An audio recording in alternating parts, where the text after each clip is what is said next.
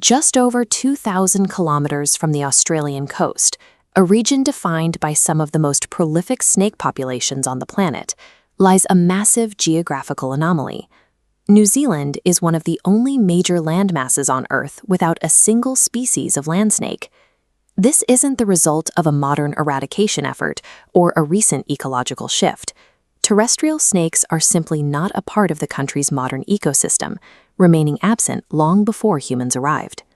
This is the Te Papa Museum in Wellington, which houses the National Terrestrial Vertebrate Collection.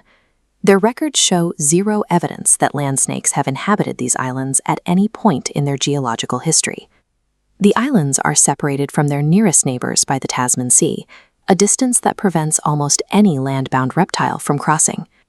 But even for a predator capable of navigating the open ocean, the journey is only the first obstacle. Maintaining this status requires a layering of natural and human-made filters, a sequence of geographical, climatic, and legislative blocks that have kept the islands isolated for millions of years. The first of these blocks was set 85 million years ago, when the landmass that would become New Zealand began to pull away from the ancient supercontinent of Gondwana. At the time of this continental split, terrestrial snakes had not yet evolved or expanded their range into this specific region. By the time they did, New Zealand was already drifting into the deep ocean, empty of any snake lineage. For a land-dwelling snake to bridge this gap, it would have to survive an immense open water crossing. Without the ability to fly or navigate over such extreme distances, the path was effectively closed. The early ancestors of modern snakes remained on the larger land masses, unable to reach the newly isolated islands, as the oceanic gap continued to widen. This geological separation ensured that the islands began their independent history with a total absence of terrestrial reptiles.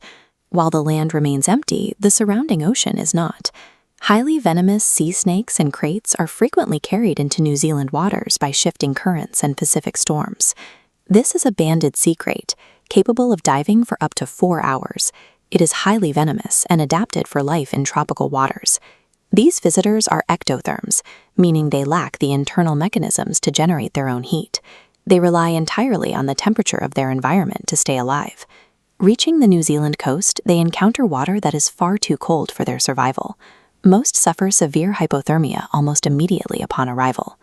Because of this lethal drop in temperature, those that wash ashore are unable to survive long enough to breed or establish a permanent presence. The surrounding ocean acts as a thermal filter, neutralizing oceanic arrivals before they can ever transition to the land.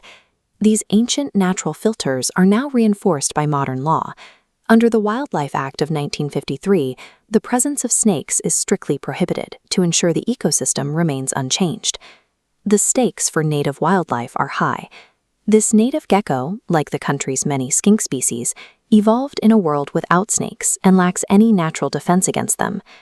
To prevent accidental introductions, biosecurity teams at the border use specialized detection dogs to inspect incoming cargo and luggage, ensuring no stowaways bypass the natural defenses.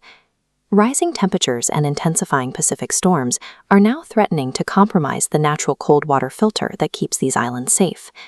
New Zealand's status is not a matter of luck. It is a precarious balance maintained by its ancient history